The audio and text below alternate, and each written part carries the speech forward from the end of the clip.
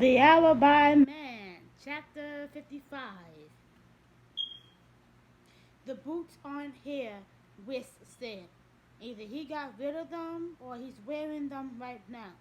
They stood in front of the house, taking a break, allegedly clearing their heads.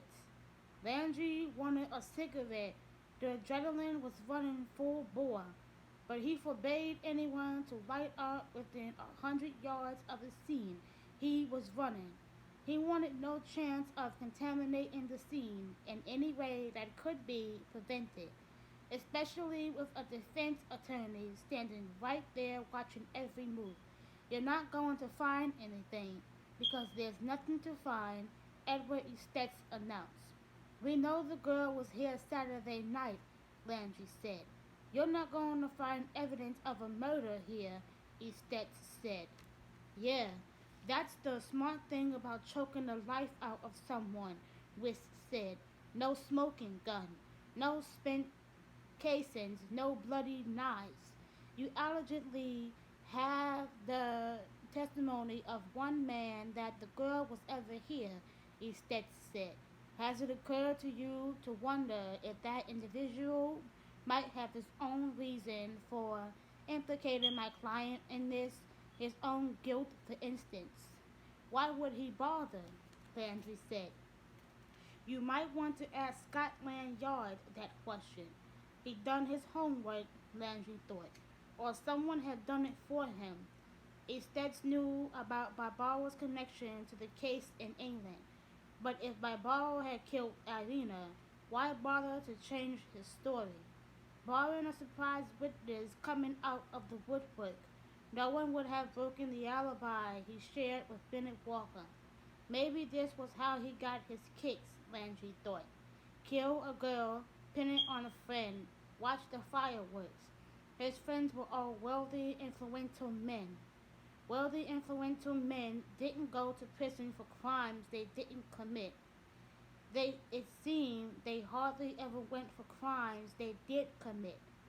You have not shred of physical evidence the girl was here in this house on the night in question. Landry said nothing. Even if they came up with trace evidence, hair, bodily fluids, whatever, they wouldn't be able to say it had been left the night of the murder. It's that's what parade a bunch of hired guns into the courtroom if they ever got the case to trial and pound reasonable doubt into the minds of the jury. They needed something inevitable, something that couldn't have been in Bennett Walker's house before the night of the murder, something personal to Irina.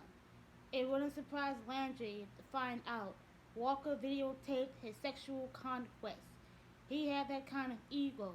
But even with a videotape, it could be difficult to prove the win of it unless the date and time feature of the camera had been turned on.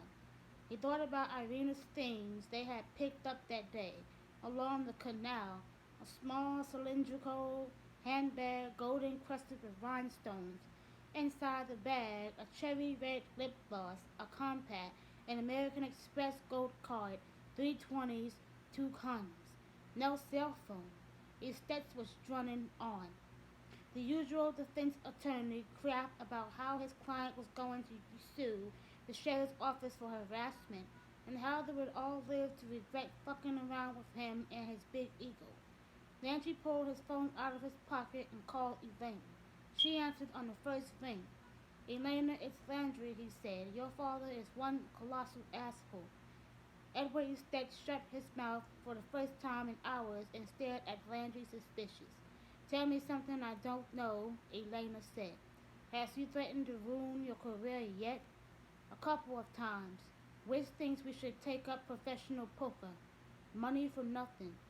Listen, what's Irina's cell phone number? She gave it to him. He thanked her and ended the call.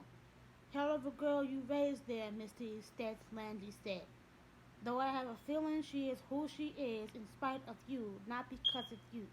He turned and went back in the house, dialing the number Elena had given him.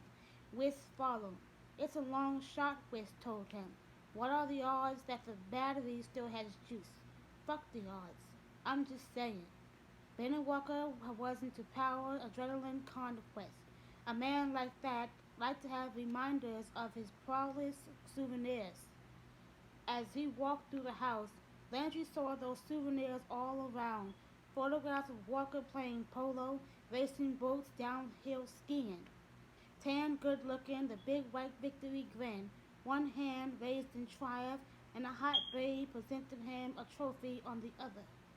The phone on the other end of Landry's cell call rang and went to voicemail. He dialed again. Same thing. He went to the master bedroom, a stark modern space at odds with a traditional European style of the house.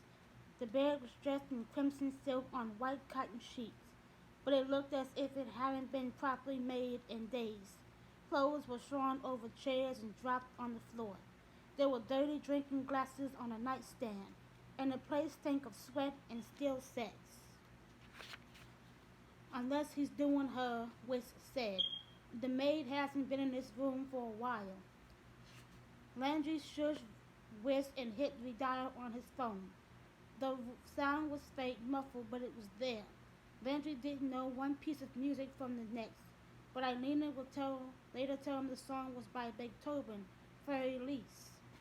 Walker had sandwiched the phone between his mattress and box, sprang near the head of the bed, handy for a bedtime lullaby. Edward Estates was still ragging on Paul's son when Landry walked out the front door again. What kind of evidence do you think would be convincing, Mr. Estates? Whisk asked. To prove Irina Markova was here the night she was murdered? Estates didn't even glance at the detectives. His eyes went straight to the cell phone covered in pink crystals Landry held in his gloved hand. How about a voice from beyond the grave? Landry suggested, hitting the button to play the phone's greeting. This is Irina. Please leave message. Like, comment, and subscribe. Bye.